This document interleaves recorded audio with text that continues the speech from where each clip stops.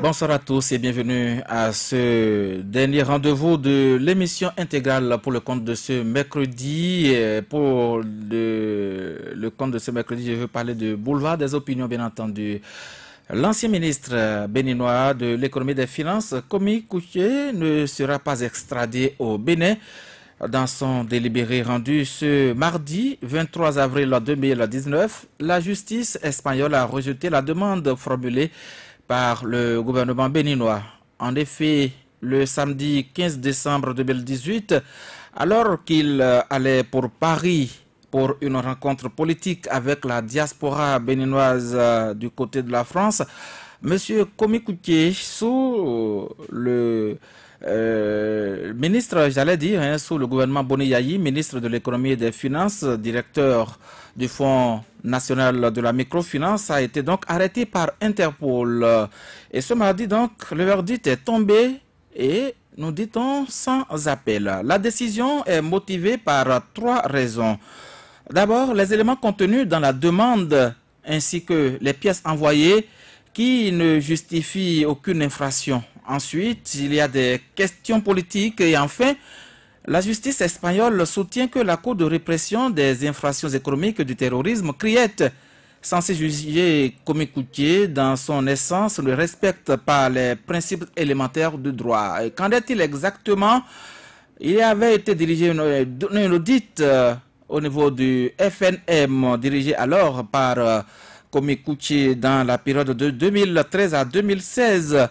Et mise en cause la gestion de cet homme faite au niveau de ce fonds.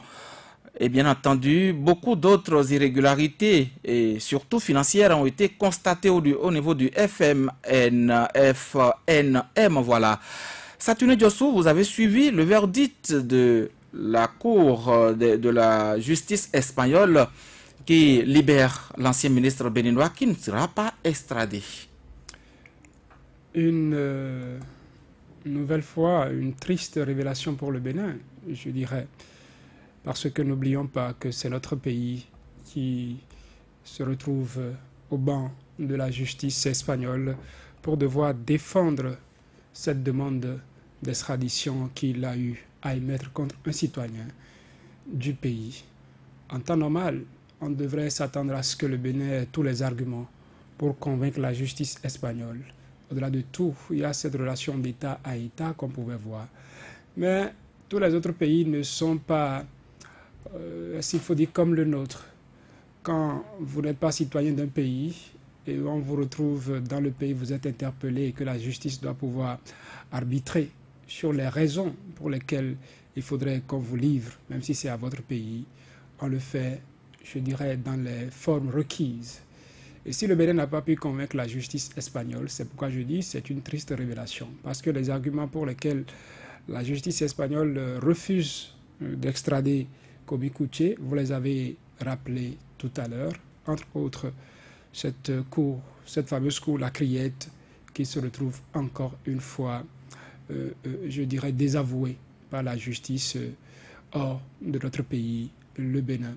Et ce n'est pas le premier cas. Plus récent encore, celui de Sébastien Germain à Javon, connu par la Cour africaine des droits de l'homme et des peuples, qui s'est soldé par le verdict que vous connaissez, le Bénin qui a été débouté au niveau de cette cour. Et d'autres cas qu'on pourrait citer, la femme de Léali, qui, ça c'est pas une procédure judiciaire, vous allez me dire, vous l'enquêtez Paris pour un pays dans lequel elle doit assister à l'innovation de son père, alors qu'il y a un mandat d'arrêt international qui est lancé contre elle. On pouvait s'attendre à ce que les autorités françaises collaborent pour que celle qui est recherchée par la justice béninoise soit mise à la disposition du Bénin, de cette justice-là. Mais dans un aéroport, des officiers ont senti la nécessité d'alerter celle qui est concernée du risque qu'elle court quand elle sortira du territoire français. Si des Béninois se retrouvent à être protégés plus à l'extérieur, se sentent plus en sécurité à l'extérieur qu'à l'intérieur du pays, la question est renvoyée à la justice béninoise, c'est renvoyé aux autorités béninoises sur telles quelles ces autorités gèrent les affaires aujourd'hui pour qu'à l'international, on soit débouté. Vigile Avancé, vos premières impressions suite à ce verdict rendu du côté de l'Espagne? Vous avez dit impression, je suis béninois, je ne peux pas bien me sentir dans ma peau, n'est-ce pas, après ce deuxième camouflet, on va dire, hein, au plan international. Et bon, c'est à se demander si le chef de l'État n'est pas entouré de conseillers juridiques, s'il n'a pas une cellule juridique qui fonctionne autour de lui. Mais en même temps, vous dites, bon, puisque nous sommes à l'intérieur et qu'on peut apprécier les choses de l'intérieur, Patrice Talon ne s'est pas caché, hein, outre mesure, pour dire, n'est-ce pas, que c'est une arme dont il se sert. Vous avez vu, quand on se sert d'une arme, et surtout, n'est-ce pas, dans un état d'esprit où, vous voyez, ce qui importe, n'est-ce pas, c'est le résultat, on ne s'embarrasse pas. Et vous savez, la justice a son calendrier. Sans doute, Patrice Talon et ses services juridiques savaient que, ben oui, ça pouvait ne pas marcher, c'est certain. Mais en même temps, je vous dis, je l'avais dit à l'époque déjà, quand on l'avait arrêté, que ça frisait beaucoup plus, n'est-ce pas, pour l'empêcher d'entreprendre quoi que ce soit au plan politique. Parce que quand vous avez des ennuis judiciaires, même quand vous avez juste, n'est-ce pas, un rendez-vous devant le juge, il faut tout au moins préparer ça. Et donc, on l'a occupé avec...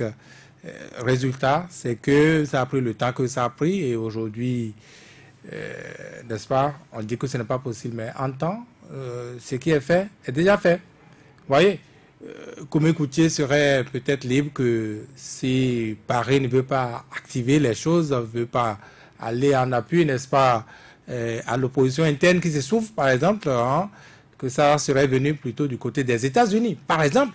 Et ça, en politique, ça peut être un objectif. Bon, donc, en temps le mal aura été fait maintenant, est-ce que c'est à lui d'engager une procédure contre l'État béninois et alors devant quelle juridiction pour une quelconque réparation? Je n'en sais rien. Mais pour moi, c'est millimétré, c'est calculé. Vous voyez, on sait bien que Koumé Koutié a été directeur du fonds de microfinance, ou microfinance FNM. Voilà. On sait bien qu'il l'a été, on sait aussi qu'il a été plus longtemps ministre. Mais ministre, vous avez vu, comme un acharnement sur lui ici, ça s'était révélé ici, où des fonds volés, n'est-ce pas, à son domicile ont été apportés au palais des gouverneurs pour demander, n'est-ce pas, son immunité. Et puis, je ne sais pas si c'est le flagrant délit d'acharnement qui se dessinait ainsi, qui avait convaincu ses amis d'hier, n'est-ce pas, SCBE majoritaire dans le BMP. Toujours est-il qu'ils ont rejeté cette demande-là, n'est-ce pas. Donc, il ne restait que la seconde piste, la première piste qui avait été évoquée d'ailleurs, n'est-ce pas, son statut de directeur du fonds de microfinance. Et donc, ça a été conduit. C'est cela qui l'a amené à Madrid, c'est ça qui est passé par le bureau d'un juge ici. Vous n'êtes pas sans savoir ce que le juge essuie actuellement. Et donc, tout ça s'est aligné. Quand vous prenez cette réponse, ce verdict, à côté de l'autre que Sébastien Germain Adiavon avait essuyé déjà, à l'international, Patrice Talon a beau dire non, je ne fais qu'appliquer la loi, je suis peut-être rigoureux, trop rigoureux ou rigoriste, eh bien, l'international, ça ne ment pas, ça ne fait que créditer la thèse que, n'est-ce pas, il a un acharnement sur les acteurs politiques à l'interne, qu'il y a comme une technique, une politique pour les empêcher de prendre part, n'est-ce pas, aux différentes échéances électorales. Il a comme une politique pour occuper à lui seul, lui et son groupe politique, le terrain. J'ai souvent parlé, n'est-ce pas, et ça également, c'est des choses qui, à l'international, sont très sensibles, en tout cas, ces femmes-là, par exemple, qui sont allées manifester, qui sont allées crier la faim, qu'il a refusé de recevoir, cette Thérèse Ouawa qu'on a arrêtée la dernière fois, cette vieille dame qu'on a gazée au marché d'Antokwa, Ibatou Sani, heureusement qu'elle a été libérée à l'international. C'est des choses auxquelles on est très sensible. Malheureusement, vous avez l'impression que Patrice Talon, je sais qu'il n'est pas sans savoir ça, encore moins son entourage, mais il ne s'embarrasse pas. Ce qui est sûr, la première chose dont il attend le résultat immédiatement, je crois que c'est quand même pouvoir, n'est-ce pas, aboutir à sa politique qui a tout l'air d'une politique d'effacement. Et pour l'instant, heureusement ou malheureusement, ça lui marche. Voilà.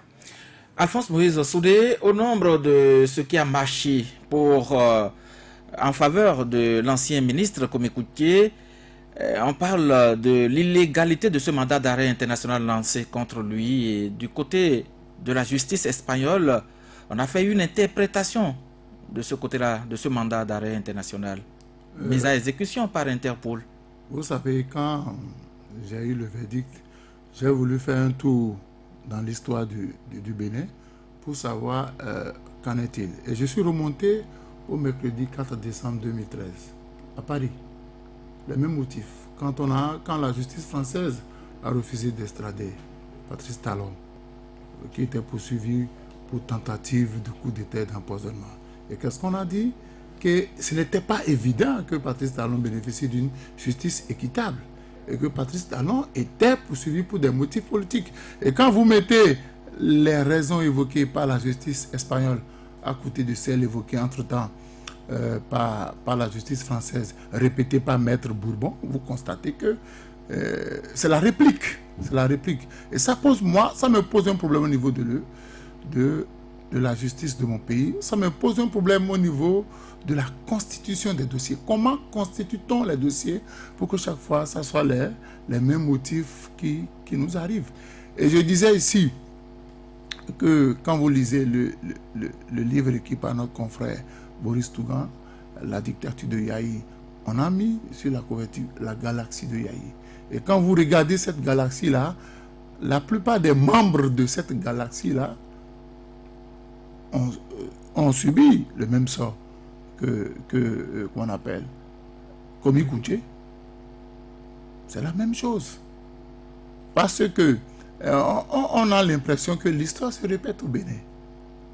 Quand le président Boni Yayi était arrivé au pouvoir, on a parlé de problèmes de gestion. On a dit que le chef de l'État béninois d'alors, Mathieu Kérékou, n'avait rien laissé dans les caisses de l'État. On avait tout détourné. C'est l'honorable Kassa, en ce temps, qui est monté au créneau à l'Assemblée nationale pour dire que le chef de l'État a laissé des montants avec des numéros de compte précis qu'il avait donnés. Donc, on ne peut pas ne pas faire une lecture politique de la situation. Vous savez, c'est dans l'ordre normal des choses que celui qui est au pouvoir et qui a envie de tout maîtriser élimine un à un ses différents adversaires. Parce que tout le monde savait, suite à l'élection du président de l'Assemblée nationale, Kwame Coutié a été un véritable challenger face à Adrien Humbidi. La différence de voix, c'était une seule voix. Et vous savez, toutes les tractations qui ont été menées donc d'office, Kwame Coutié représentait un homme politique d'avenir. Et à l'avènement du régime Patrice Talon, il faut commencer. Mais je dis, vous voyez, et ça n'a pas raté. La preuve, on va voter dimanche prochain avec deux listes. Deux listes ayant le même géniteur. Deux listes ayant le même géniteur. Les autres enfants ont été écartés. Donc, c'était, comme je l'ai toujours dit, tout était planifié. Tout était planifié. Donc, il faut mettre, comme on dit chez les policiers, il faut mettre hors d'état de nuire tout ce qui pouvait gêner, tout pouvait constituer un handicap. Et je l'ai dit ici pour dire que si les deux listes du chef de l'État savaient qu'ils avaient la force, qu'ils pouvaient obtenir la majorité tranquillement, qu'ils permettent aux autres partis de compétir. Mais celui qui veut avoir la majorité, celui qui veut gouverner vraiment, parce que le chef de l'État a sorti une phrase que nous avions semblé anodine. Mais aujourd'hui, nous constatons que cette phrase comportait un plan qui a été déroulé. C'est la capacité. Un projet de gouvernement. Un projet de gouvernement, c'est la gouvernance, la capacité à maîtriser les grands électeurs. Ça, c'était le plan de gouvernance. Et quand certains se sont amusés avec la phrase, certains ont ri. Mais quand vous prenez du recul, quand vous vous faites la lecture de la situation politique. C'est ça, c'était le plan de gouvernance qui avait été dit dans la blague. On a dit surgir, agir et disparaître. Vous mettez tout ça là à côté, c'est ça ce qui se passe. Donc aujourd'hui, Komi Kounché, aux dernières nouvelles, j'aurais appris qu'il a demandé, il a fait une demande d'exil politique en Espagne. Ça veut dire quoi? Qu'il n'est pas aussi prêt pour revenir dans son pays comme Patrice Talon. Il faudrait que le président accorde son pardon, accorde une grâce pour permettre à tous ceux-là de revenir. Mais est-ce que c'est encore possible? Parce que c'est ça à gouverner. Et je dis, quand un homme politique parle, nous ne devons pas prendre ça à la légère. Les gens ont pris ça à la légère et c'est comme un rouleau compresseur. Cela a commencé par écraser. Donc, il va falloir qu'au niveau de la justice du Bénin, que désormais, dans la constitution des dossiers, parce qu'on a l'impression que les dossiers sont cousus de fil blanc. Et rapidement, celui qui est en face de vous, il trouve la faille. Il trouve la faille. C'est les mêmes... Est-ce que ce n'est pas déjà une lecture faite de l'extérieur de l'appareil judiciaire béninois? Écoutez, allez lire, vous allez sur Internet, vous allez voir le procès, le délibéré du mercredi 4 décembre 2013. C'est les mêmes motifs. C'est les mêmes motifs politiques. On dit que c'est de la persécution politique. Et quand il va rentrer dans son pays, il n'est pas sûr d'avoir une justice équitable. On fait référence à la criette. Donc quand vous mettez les motifs à côté, c'est les mêmes choses. Donc quelque part, au niveau de notre justice, il faut revoir ceux qui se réclament être conseillers techniques, juridiques, ceux qui se réclament être les sachants de la justice. Il faut que désormais, parce que généralement, quand l'État béninois, dans ces dossiers, chaque fois l'État béninois paie. Chaque fois l'État béninois paie. Ce n'est pas du temps de Patrice Talon, mais depuis, l'État béninois a toujours perdu ces dossiers. Et pourtant, les gouvernements successifs ont eu des conseillers juridiques qui maîtrisent le droit, qui sont des sachants de droit. Pourquoi chaque fois que l'État béninois prend un dossier en main et doit attaquer quelqu'un, doit demander l'extradition de quelqu'un, pourquoi l'État béninois échoue? Donc il y a d'abord un problème à ce niveau-là. Il ne faut pas mélanger justice et politique. Parce que de l'extérieur, les gens vous suivent et les gens comprennent. Donc ils font une lecture croisée entre la politique et la justice. On a compris que le politique utilise la justice pour aboutir à ses fins. Saturne Diossou, au nombre des éléments retenus par la justice espagnole, on parle de pièces qui ne justifient aucune infraction, mais quand nous devons nous référer quand même à l'histoire, tout est parti de ce rapport d'audit du FNM de 2013 à 2016 qui précise que la gestion du fonds au niveau de cette structure a été faite de façon hasardeuse avec une grande légèreté.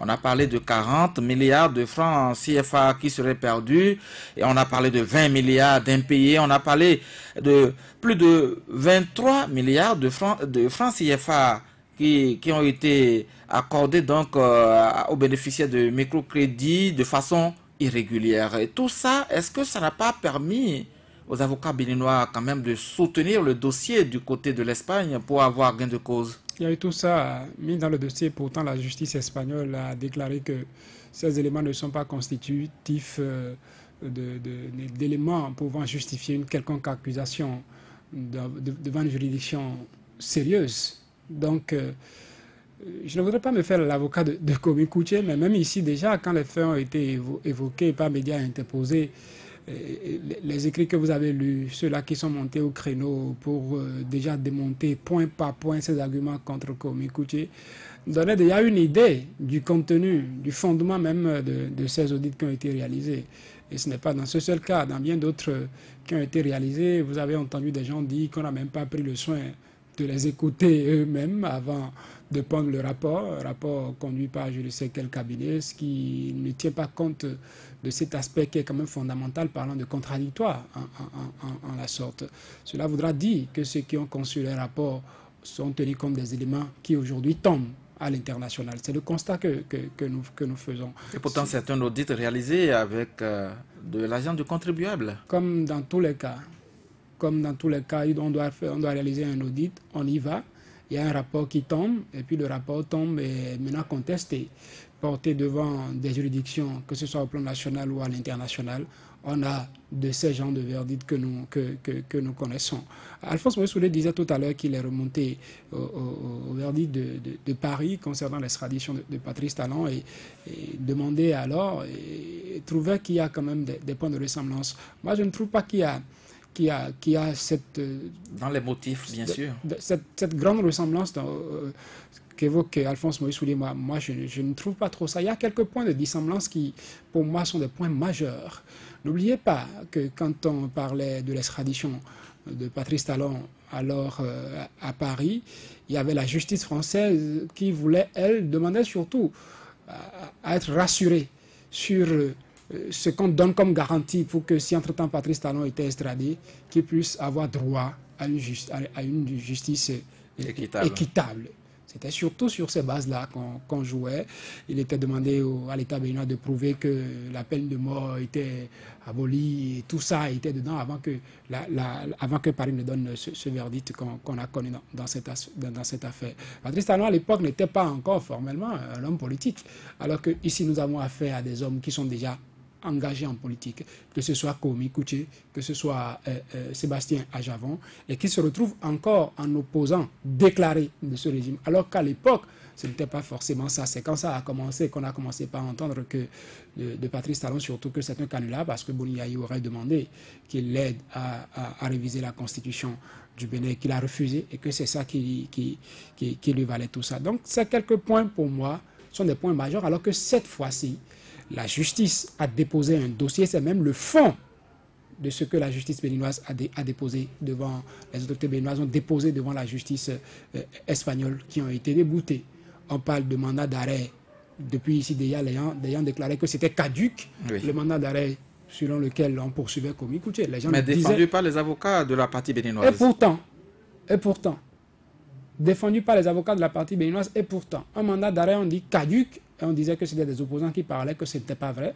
Maintenant que la justice espagnole a parlé, j'ai entendu par la suite dans le dossier Sébastien Germain Ajavon que, avant que la Cour africaine des droits de l'homme ne se prononce, on avait déjà sur les réseaux sociaux le verdict. J'espère que cette fois aussi, je ne vais pas entendre que la justice espagnole est de connivence ou serait de connivence avec l'opposition béninoise, avec celui qui est poursuivi, Komi Kouché, pour qu'elle puisse donner ce verdict. Donc, ici, c'est le fond même de ce qu'on a déposé. Mandat d'arrêt caduc. On parle du fond même en disant les accusations, ce que vous évoquez comme chef d'accusation n'est pas sérieux devant des juridictions qui se respectent. On parle de la Cour de répression. Une juridiction d'exception. On dit encore une juridiction d'exception. Une énième fois, on est en train de nous jeter ça au visage. Et tout ça, pour moi, constitue des éléments qui sont des éléments fondamentaux. Et n'oubliez pas qu'hier, quand on parlait, pour en revenir également au dossier Patrice Talon, pendant qu'on était à Paris, il y a un élément qui a été déterminant. C'est le non-lieu qui a été prononcé par un juge au plan national, qui a été un autre point qui est repris, qu'on a déposé devant la justice française pour dire, voilà, même au plan national, on a vu ça. Alors que dans ce cas, qu'est-ce qu'on constate? La plupart des dossiers, sinon presque tous les dossiers qui sont soumis à l'international, au plan national, connaissent un verdict contraire. Pour Komi Kouché, la justice, tous ceux qui poursuivent Komi Kouché estiment que c'est fondé. Et n'oubliez pas, la Sainte Colère, ce que j'appelle la Sainte Colère de Joseph Diogbenou, alors ministre de la Justice, lorsqu'il a eu à apprendre que Komi Kouché était arrivé au pays, s'est présenté devant un juge qui n'a pas jugé, bon, le juge des libertés, qui n'a pas estimé qu'il fallait le garder. Rappelez-vous cette colère de Joseph Diogbenou. Qui n'en aurait pas informé, n'est-ce pas, sa hiérarchie. Oui, voilà, parce que ce qui était reproché à ce juge, c'était quoi? Dès que Komi Kouché était arrivé au tribunal, il devrait pouvoir informer la hiérarchie pour dire attention, telle personne s'est présentée devant moi. Le juge ne s'est pas senti lié à ça et a fait son travail. Il n'a pas décidé de garder Komi Kouché, a libéré Komi Kouché, et puis ça a fait tout ce que ça a eu comme tollé. Aucun test ne lui permettra d'informer la hiérarchie. Aucun test, selon en tout cas ce qui était dit. Aucun test ne l'obligeait, quand quelqu'un qui est poursuivi se présente devant lui, ne l'obligeait à prendre son téléphone et à appeler la hiérarchie. Quand on dit la hiérarchie, vous savez déjà de qui on parle. Pour dire, bon, telle personne que vous recherchez est devant moi. Même cas pour Atao Renouho, ce qui s'est passé par la suite, et c'est après le cas Atao Renouho que Joseph Diogbenou alors est monté au créneau avec sa colère pour dire que ce tribunal était devenu coutumier de ces genres de faits et tout ce qui reste avec. Donc les dossiers au plan national ont connu des verdicts qui arrangent l'État béninois. Mais à l'international, c'est un verdict contraire qu'on est en train de dire. Et en cela, qu'est-ce que ça renvoie? La justice béninoise est-elle indépendante? La question est fondamentale. Je souris parce que j'ai posé mon cher confrère Casimir hier qui nous sortait sa réponse. L'opinion internationale se fait son idée de l'indépendance de la justice béninoise. Lorsqu'on sait qu'au plan national, on croit dur comme béton, en tout cas le gouvernement béninois, croit dur comme béton que Komi Koutié est coupable des faits qu'on lui reproche. Et que chaque fois, je le disais hier, que l'État béninois a défendu un dossier, a trouvé que tel individu est coupable de ceci. Quand le dossier se présente devant la justice, c'est que généralement, je dis généralement parce qu'il y a au moins Casimir a été lâché, généralement, c'est que c'est l'État béninois qui a raison. Et comme pour s'aider dans cette volonté, comme Vigile a dit, d'utiliser cette justice comme un instrument, c'est qu'on a créé un tribunal d'exception dont on continue de réclamer, en tout cas de défendre la légalité, je ne dirais pas la légitimité, la légalité jusqu'ici, alors que plusieurs fois de suite, on a débouté à l'international cette cour en disant ça, ce n'est pas une cour. Ce n'est pas une cour qui garantit, qui offre les mêmes armes, qu'on soit accusé ou qu'on soit personne plaignante, pour qu'on fasse donc les audiences comme cela se doit. Et jusqu'ici, les autorités béninoises ne veulent pas l'entendre. Et qu'est-ce qui se passe pendant ce temps? Ce sont les pauvres béninois qui défilent devant la criette, qui se font condamner, qui vont croupir en prison. Parce que ceux qui ont les moyens, dès qu'ils ont les informations, les bribes, qu'ils veulent être poursuivis, enfin, ils se retrouvent à l'extérieur du pays. Ils disparaissent et sont protégés. Ils se donnent rendez-vous au carrefour de mandat d'arrêt international. De mandat d'arrêt international. On va déférer maintenant. Et quand on va devant la justice internationale, la justice internationale, on connaît ça. Alors que vous et moi, si un temps on nous envoie là-bas, quels sont les moyens que nous avons de nous retrouver en exil? Donc nous avons une justice qui est là, qui a plus de facilité, une cour qui est là, qui a plus de facilité à condamner les pauvres qui n'ont pas les moyens de fuir, et les riches qui ont les moyens de fuir se retrouvent à l'international à contester ce pourquoi on les poursuit. Et puis paf, ils ont raison. Et qu'est-ce qu'ils font? Comme Komi Koutié, ils demandent asile. Komi Koutié qui ne se sent même plus en sécurité pour quitter l'Espagne et rejoindre les États-Unis d'Amérique et demande asile en Espagne. Cela voudra dire quoi? Que peut-être sur le tronçon qui mène aux États-Unis d'Amérique, dans un autre aéroport, on pourrait l'interpeller. Il vaut mieux rester là, peut-être qu'on est en sécurité, encore qu'une justice vient de rendre une décision en sa faveur pour qu'il obtienne sa demande.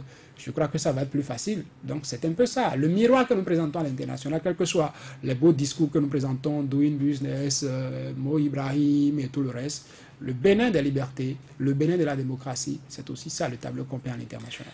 Vigile avançait le samedi 15 décembre 2018, il quittait le Sénégal, il quittait Dakar pour Paris et avec pour escale l'Espagne, mais il n'avait pas été inquiété à l'aéroport de Dakar.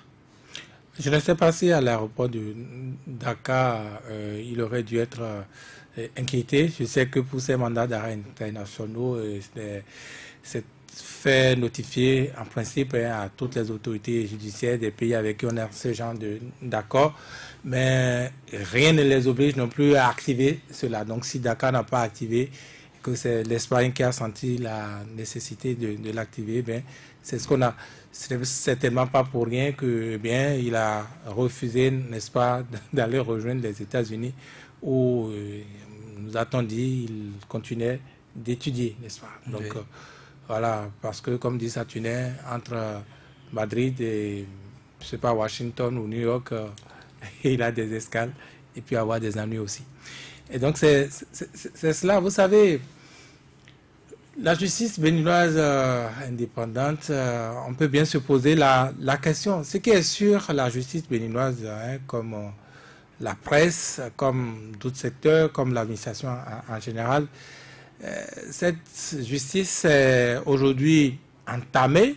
Cette justice est contrôlée. Je ne vous fais plus répéter, n'est-ce pas, le président de l'UNAMAB, l'actuel, qui pourtant parle très rarement. Il a fait le bilan des 3 ans. Il a une semaine, disait sur ces mêmes antennes que, n'est-ce pas, qualifiait la criette d'un instrument abominable, n'est-ce pas, qui qualifiait le régime d'un régime totalitaire. Et donc, oui, c'est ça l'état de la justice. Quand on fait le parallèle avec ce que dit Kazmik Pedior, mon bon Kazmik Pedior, vous savez, 5 jours, n'est-ce pas, au violon, oui, 5 jours au violon, ça peut vous sauter l'esprit, paraît-il. Donc, j'ai l'impression qu'il célébrait l'épiphanie de la liberté retrouvée. Là, vous voyez le flot de mots qui peut venir. Il ne réprimait pas tout et il laissait passer tout. Donc, non, ça n'a rien du tout. À côté du président de l'UNAMAB, je préfère croire cet acteur de l'intérieur que Kazmik Pedior. Et la justice béninoise, c'est au moins, n'est-ce pas, ça projection qu'on a aujourd'hui à travers le verdict de Madrid, à travers le verdict du tribunal, plutôt de la Cour africaine. Et sans doute, on n'est pas encore au dernier du genre. Mais qu'est-ce qui, selon vous, vigilants français, pourrait justifier cette analyse du côté de Madrid, par exemple, pour ce dossier qui était quand même devant la Cour constitutionnelle, qui a justifié que le rapport d'audit était conforme aux règles et que le Conseil des ministres était quand même dans ses droits en justifiant qu'il n'y avait pas de fausses notes dans ce rapport d'audit qui avait été commandité par le gouvernement béninois au niveau du FNM. Vous aussi, vous êtes dans votre droit de poser les questions, mais je sais que si vous étiez à ma position, vous avez votre réponse également. La Cour constitutionnelle dont on parle, on sait dans quel quartier loge la Cour constitutionnelle. On sait sans vous arrêter que c'est depuis que Joseph Diabono est ministre de la Justice qu'il poursuivait ce dossier-là et poursuivait l'individu. Donc c'est cela, c'est désormais, comment je vais dire, on a parlé de révélation, n'est-ce pas? Parce que là, c'était à l'interne, donc on se révèle à l'international, on montre ce qu'on a. Quand vous mettez les faits les uns à côté des autres, je dis encore une fois, le régime Patrice Talon, sans doute, je ne sais pas, a-t-il ce souci de l'image? J'ai discuté avec des caciques du régime ce week-end qui me faisaient dire que oui, ils savent que sur le plan des droits de l'homme, de la démocratie, c'est vrai, il a des problèmes, ils en sont conscients, mais que les Béninois sont des désordonnés, qu'il a trop de désordre, il a trop de laisser aller dans ce pays, et qu'il faut mettre un peu de dictature. Oui, il faut mettre un peu de dictature pour y arriver. Donc, ce que nous disons... Du développement. Oui, ce que nous disons, ce n'est pas que... Non, là, c'est pas pour le développement. Ah ben. En tout cas, on nous a dit, et je me plaisais bien, on me dit, bon voilà, tu as vu tel réel, non? C'est Alphaté. C'est pas pour dire que tu as vu, c'est Alphaté. Donc, c'est ça. C'est dans ce... Avec plaisir. Avec plaisir, voilà. Donc, c'est cela. On est dans ce Bénin aujourd'hui. Et il faut plutôt, n'est-ce pas, se réjouir qu'à l'international, qu'on ait ces gens de fenêtres, sur la situation. Parce que, comme le disait Saturne, tout le monde ne peut pas fuir le pays. Tout le monde, il n'aura même jamais assez d'avions pour les 11 millions de Béninois. Mais pour quelle destination? Pour quelle destination? Non, c'est un peu par Baoudio ou Blou, je ne sais pas où, tomber au Nigeria. Ça, c'est... Voilà, ceux qui sont dans l'OME et qu'on sort. Donc, c'est cela. Moi, je pense qu'avant, j'avais l'habitude de dire qu'on est dans un pays anormal. Mais je crois que l'anomalie, c'est complètement assise. Et puis, bon, est-ce qu'il faut continuer de dire ça? On est là en plein. Quelle est la métamorphose pour évoluer dans l'anomalie? Moi, je me cherche encore mes ressources. Parce que, vous voyez, vous vous dites, mais on est où? On est dans quoi? Vous êtes journaliste. Bientôt, il y aura une assemblée monocolore. Ce sont vos interlocuteurs. Vous allez devoir les inviter. Et puis, c'est eux qui vont parler de l'actualité avec vous. Et vous allez donc devoir... Quel est le pan, n'est-ce pas, qui n'est pas encore touché? On parle de la justice, mais il y a d'autres pans qui vont se révéler. Moi, je pense que... Bon... Vigile avancé, l'ancien ministre Komi Koutié était de retour au Bercail et s'est présenté devant le juge. Satiné Diossou l'évoquait, le cas Atao Renouho, qui était également au tribunal, mais les juges qui les ont reçus et les ont laissés partir, quel avait été leur sort? Ah non, vous connaissez, c'est de notoriété ça.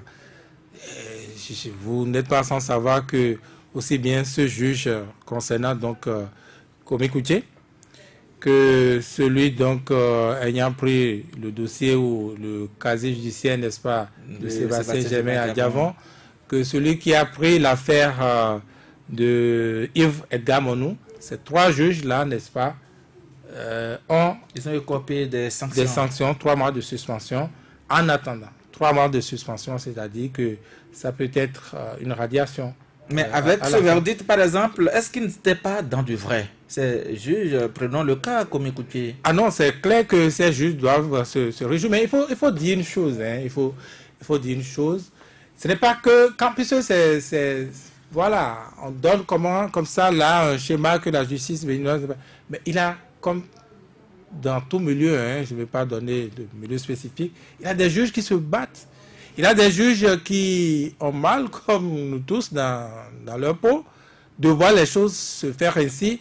Il y a des juges, il y a des avocats, il y a bien d'autres juristes qui ont mal de voir, n'est-ce pas, des avocats débarquer dans ce pays et donner des leçons de droit, n'est-ce pas, à notre justice. Ils étaient en balade, il paraît. Mais on en est là. Mais qu'est-ce que vous faites? Qu'est-ce que vous faites?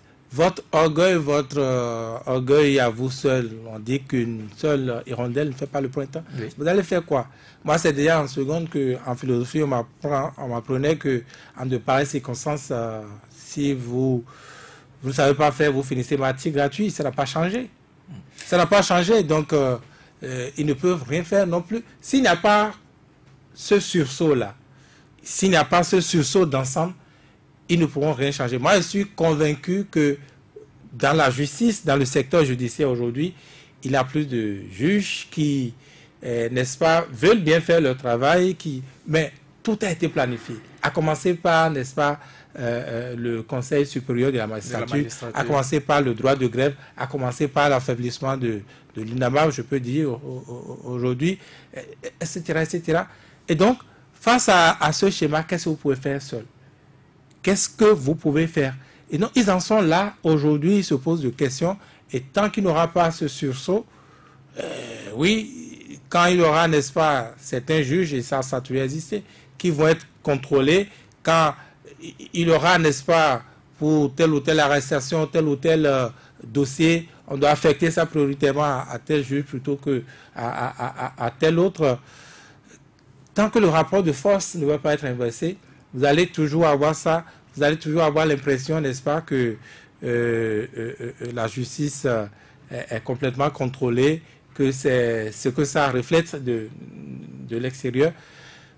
C'est vrai, comme je le disais hier, en de pareilles circonstances, et tout comme pour le métier de journaliste, les magistrats, les juges devaient être un peu plus courageux, je pense. Ils devaient pouvoir réfléchir à leur niveau, pouvoir s'interroger. C'est vrai que dans une telle ambiance, il n'y a plus aussi, n'est-ce pas, la confiance. Personne ne fait confiance à l'autre, mais c'est à eux de trouver le mécanisme. Rassurez-vous, hein, ça peut prendre le temps que ça prendra. Ça, si ce qu'on vit aujourd'hui... Vous avez la conviction que ça va changer? Non, si ce qu'on vit aujourd'hui, on peut être dans l'erreur. Moi, je l'ai dit toujours, on peut être dans l'erreur de jugement. Peut-être que, bon, on est un peu affecté, je n'en sais rien. Mais si c'est nous qui avions raison, que c'est vraiment, comme on le dit, comme le dit le président de l'UNAMAB, c'est mieux que la dictature, c'est le totalitarisme qui s'est installé, qui est instauré, eh bien, il n'y a pas de longue vie à un totalitarisme non plus. Sinon, le régime de Staline serait encore là. Comment on appelle tout le reste. Oui, voilà, et tout le reste. Alphonse Moïse Soudé, si vous faites une comparaison, même si comparaison n'est pas raison, des 10 ans du président Boni Yayi et du temps déjà passé avec le président Patrice Talon, quelle balance faites-vous au niveau de notre justice? Est-ce qu'on a entre-temps perdu le courage qu'on avait reconnu quand même à cette justice pendant les 2 mandatures du président Boni Yayi qui n'avait pas eu la faveur de la justice? Non, vous savez, il faut des hommes de caractère à un certain nombre de responsabilités. Et tout à l'heure, Vigile parlait il y a des juges courageux, il y a des juges qui sont contrôlés. Et je dis... Mais il y a aussi les tests qui sont là et qu'on doit respecter. Mais il y a toujours eu des tests. Dans toute république organisée, il y a toujours eu des tests. Tout ce qui se fait s'appuie sur des tests. Mais on peut aussi, de façon subtile, contourner les textes. Ça dépend de celui qui lit les tests et qui veut l'appliquer. Mais on a reproché aussi, au procureur Bernard Méthode d'avoir laissé les autres substituts et d'aller donner le dossier à un autre juge qui savait être son neveu. Écoutez, il y a que chaque fois, la justice, il y a des gens qui se battent, mais il y a des gens qui sont aux ordres. Vous savez, il y a des gens qui sont nés pour être dirigés, pour être commandés, et qui ne veulent pas de problème dans leur vie, qui ne veulent pas de problème dans leur famille, et respectent à la lettre ce qu'on leur demande. C'est toujours comme ça. Vous ne pouvez pas lutter contre ça. Dans tous les pays, c'est comme ça. Il y a des gens qui sont respectueux de l'autorité. Dès que l'autorité passe le coup de fil et donne les ordres, on laisse de côté ce qui est loi, on fait plaisir à l'autorité. Donc ça a été toujours comme ça. À qui reviendra la responsabilité? Mais il revient à ceux qui sont dans la corporation. Comme nous prenons le cas de Kasbik Pejo, par exemple. Il peut décider, dire, écoutez, mon courage a eu ses limites. Il peut décider de quitter la corporation et de faire autre chose. La preuve, il a dit qu'il va le viser. Mais il y a des gens à sa place qui vont rester, qui vont lutter. Donc c'est un principe de caractère. Mais nous devons tous de façon unanime reconnaître que au niveau de la justice. Parce que si dans votre pays, vous n'avez plus confiance en la justice de votre pays, vous avez tout perdu. Mais le silence également de ce côté en dit long. Non, le silence de qui? Des acteurs de la justice. De ceux qui n'ont personne. Vous savez, tout à l'heure, Vigile a évoqué 3 cas. Ils ont copié 3 mois de suspension. Ça peut conduire à leur radiation. Écoutez, ils ont une famille à nourrir. Ils ont une famille à nourrir. Et il y a beaucoup de personnes qui pensent à ça. Écoute, si je refuse d'obéir, si on me radie, que vais-je devenir? Donc il faut se taire et subir. Écoutez, vous ne pouvez pas refuser. Patrice Savala, là où vous êtes, vous ne pouvez pas demander à tous les confrères d'être comme vous. Vous ne pouvez pas demander. La preuve, il y a des gens qu'on appelle au téléphone, on les menace, et vous constatez le lendemain qu'ils ont changé totalement de camp. Donc c'est une question de personnalité. Mais je dis, au-delà de nos personnalités respectives, nous devons, parce que si dans un pays, on ne peut plus avoir, comment on appelle, confiance en sa justice, c'est qu'on peut se lever et jeter n'importe quand en prison. On vous jette là-bas. On vous jette là-bas. On a ouvert les cours d'assises, on dit il y a des gens qui sont en prison depuis, on ne s'est pas penché sur les cas, on peut vous jeter là-bas. Donc il faudrait que la justice elle-même se batte. Ça doit être une lutte collective de tous les acteurs de la justice. Et c'est pourquoi je dis, il ne doit pas avoir de rapport incestueux entre la justice et la politique. Quand ça arrive là, quand la justice se met au service de l'homme politique, c'est dangereux. La justice doit garder sa neutralité. La justice doit rester sur son terrain pour permettre. Parce que l'autre réalité, c'est quoi? Quand je suis investisseur international, j'ai envie d'investir chez vous. Le premier critère qu'on regarde, c'est la justice. Parce qu'il se dit, en cas de contentieux, quel sera mon sort, moi, qui ne suis pas national, qui suis de l'extérieur. Donc, quand votre justice a des difficultés, il est difficile pour les investisseurs de venir s'installer chez vous. Parce que tout conflit peut intervenir à tout moment. Et est-ce qu'il a la possibilité de bénéficier de la crédibilité de la justice? Est-ce que cette justice-là n'est pas au service de politique? J'ai lu sur les réseaux sociaux par rapport au verdict de Komi Kounté, des gens qui ont osé dire que des biens ont circulé. Mais j'en rêvais. J'ai dit, mais c'est pas possible. Chaque fois que... comment on va dire que un citoyen béninois a corrompu une justice espagnole pour obtenir ce verdict-là? Il va falloir qu'on apprenne à respecter la justice. Mais je dis, si on doit respecter la justice de notre pays, si on doit pouvoir dire que nous allons tous bénéficier d'une justice équitable, s'il doit y avoir quelque réforme que ce soit, c'est d'abord les acteurs de la justice. Vous ne pouvez pas demander aux personnes extérieures au système judiciaire de venir lutter à la place des juges. Il faudrait que les gens s'autonomisent. Parce que quand nous parlions hier de notre confrère, on a dit que dans notre corporation, qu'il y a des gens qui sont venus dans la profession pour se faire de l'argent, mais pas pour exercer la profession. Il y en a partout dans toutes les professions. Il y a des gens qui sont aux autres, qui sont prêts à faire tout ce que vous leur demandez. L'essentiel est qu'ils gardent leur poste, l'essentiel est qu'ils gardent leur salaire, l'essentiel est qu'ils gardent leurs avantages. Et quand ça se passe comme ça, que voulez-vous qu'on fasse? Il y a seulement quelques bébés tendus qui lèvent la tête. Et quand vous levez la tête, on essaie de vous priver d'un certain nombre d'éléments essentiels de la vie. Qu'est-ce que vous faites? Vous vous retrouvez seul dans le combat. Et il y a des combats qui ne se mènent pas seuls. Il y a des combats qui se mènent avec ceux que vous voyez tous les jours, ceux qui sont dans la même corporation que vous. Donc si on doit redorer l'image de notre justice, de tout faire pour que l'homme politique n'exerce plus d'influence sur la justice. Que la justice se dise, nous sommes au service du riche et du pauvre. Satané Dieu l'a rappelé. Ceux qui ont l'argent peuvent fuir nuitamment. Même si c'est à bord d'un véhicule, ils peuvent fuir nuitamment. Ils peuvent faire tout ce qu'ils veulent. Ils peuvent arriver à une frontière, faire ce qu'ils veulent et partir. Mais vous et moi, on va fuir comment? Non, donc, il faut que désormais la justice soit la même pour le riche, pour le pauvre, pour l'homme politique, pour l'homme d'affaires. Il faut que nous bénéficions tous d'une justice équitable. Parce que, au-delà de l'interne à l'extérieur, on nous observe. Voilà encore que la justice espagnole vient de nous donner une leçon. Des avocats étaient déjà venus de l'extérieur pour nous donner une leçon sur la criette. D'autres encore nous donnent des leçons. Donc, il faudrait qu'on y pense, qu'on s'asseye pour dire, mais qu'est-ce qui ne va pas?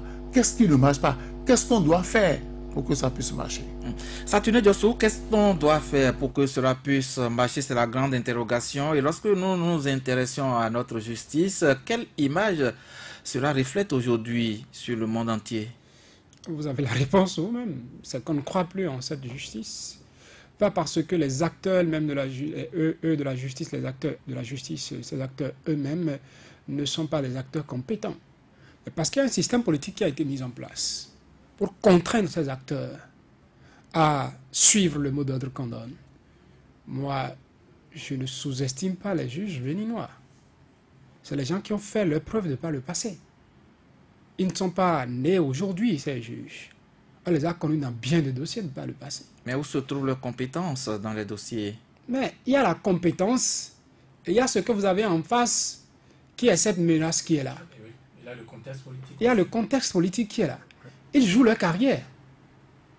Ils jouent leur carrière. Alphonse Moïse-Soulé l'a dit, lorsque vous êtes là, vous savez que parce que vous avez délivré dans les règles de l'art, en respectant les textes qui existent, vous avez délivré un casier judiciaire à un citoyen béninois et que rien ne vous oblige à déjà entacher ce casier judiciaire et que malgré ça, on vous suspend. Mais vous vous posez des questions. Pour les autres, qu'est-ce qu'il faut faire? Vous pensez que si aujourd'hui Sébastien Germain-Adjavon revient au Bénin ou pas, je ne sais quel moyen, demande son casier judiciaire, on sortira, un juge sortira un autre casier judiciaire, lui dira que c'est toujours vierge, sans réfléchir pas 3 fois. Il réfléchirait. Ça va porter la mention des 20 ans. Et peut-être parce qu'il, je dis peut-être, il mettra ça, pas parce qu'il est convaincu que c'est ce qu'il doit faire, mais parce qu'il sait que le dernier qui a délivré ça, il est suspendu. Et qu'on décidera de sa radiation peut-être. Donc il y a le contexte politique qui garantit, c'est pourquoi les acteurs de la justice ont toujours réclamé l'indépendance de la justice. Mais ils avaient eu ça sur les Boni-Yayi, pourquoi pas aujourd'hui? Aujourd'hui, vous savez qu'on a coupé tout ce qu'il y a comme elle. La justice, pour celui qui est au pouvoir aujourd'hui, qui avait promis l'affranchi du pouvoir exécutif, a plutôt mis des mesures pour mieux assujettir cette justice, à renforcer la présence gouvernementale au niveau du Conseil supérieur de la magistrature. Vous savez que c'est le tribunal du juge. On les appelle les halogènes de l'autre côté de la justice. Ben, c'est le thème que vous voulez. Vous savez que c'est le tribunal du juge. Et quand on décide de suspendre le juge, la majorité de ce Conseil supérieur de la magistrature, vous savez de quel côté se penche cette majorité. Donc c'est ce que veut le gouvernement. Ce que le gouvernement décide de faire d'un juge, c'est ça qu'il fera du juge. Et le juge ne pourra rien faire comme on a entendu dire par le passé. Donc du coup, d'une manière ou d'une autre, ces juges se retrouvent obligés de faire des choses et que quand ils se retirent, si vous avez l'occasion de les croiser, ils vous confessent. Ils vous confessent. l'UNAMAB aujourd'hui est devenu, on l'a dit, si 3 magistrats ont été suspendus, et que l'Union nationale des magistrats même constate que les raisons pour lesquelles ces magistrats sont suspendus ne sont pas fondées, est-ce que vous avez vu l'UNAMAB sortir, prendre un communiqué ou dire quoi que ce soit à propos de ceux-là? Rien. Donc, déjà, tout ça, il y a eu des rapports qui ont été pondus, ce que, je crois, les avocats ont eu à faire, le barreau du Bénin a eu à faire, qui n'est pas sorti, que des gens ont dû ventiler à l'international au niveau des chancelleries.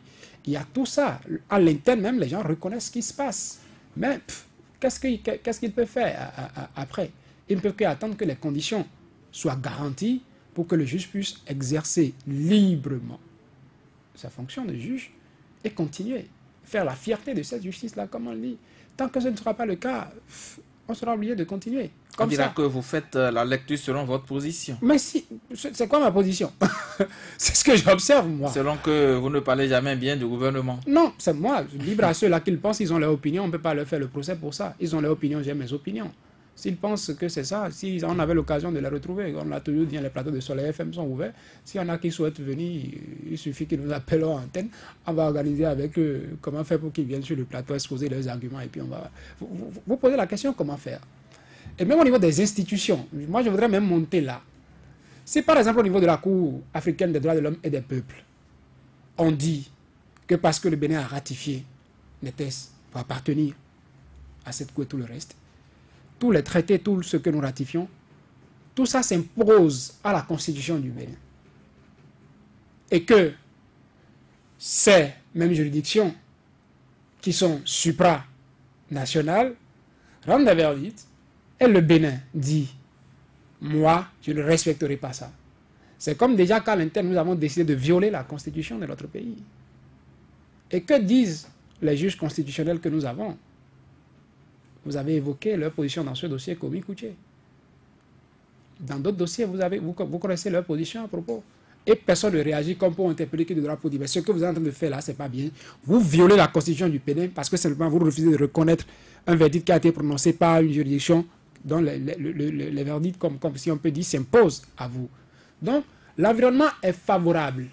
Nous sommes sur un boulevard où celui qui est au pouvoir peut faire tout ce qu'il veut. Il ne rencontrera pas d'obstacle devant lui. Tout a été mis en place pour ça. Et si ça continue, il faut peut-être espérer, comme par miracle, que le système change un peu, que l'arsenal juridique change, parce que c'est aussi ça, ils disent, même les policiers qu'on envoie, les militaires qu'on déploie, qui vont arrêter les gens pour vous dire rassemblement ou bien attroupement délit. Qu'est-ce qu'ils vous disent par la suite? Nous ne faisons qu'appliquer les tests. Les tests ont été votés, nous les respectons. Tant que les tests ne vont pas changer, on continuera à les respecter. Donc débrouillez-vous pour que les tests changent. Si les tests ne changent pas, Patrice Avala, il n'y a rien qu'on pourrait faire. Moi, en tout cas, c'est mon avis. Dans l'espoir que quelque chose sera certainement fait dans les tout prochains jours, nous mettons un terme à cette émission. Merci de nous avoir suivis. Retrouvez un autre numéro demain.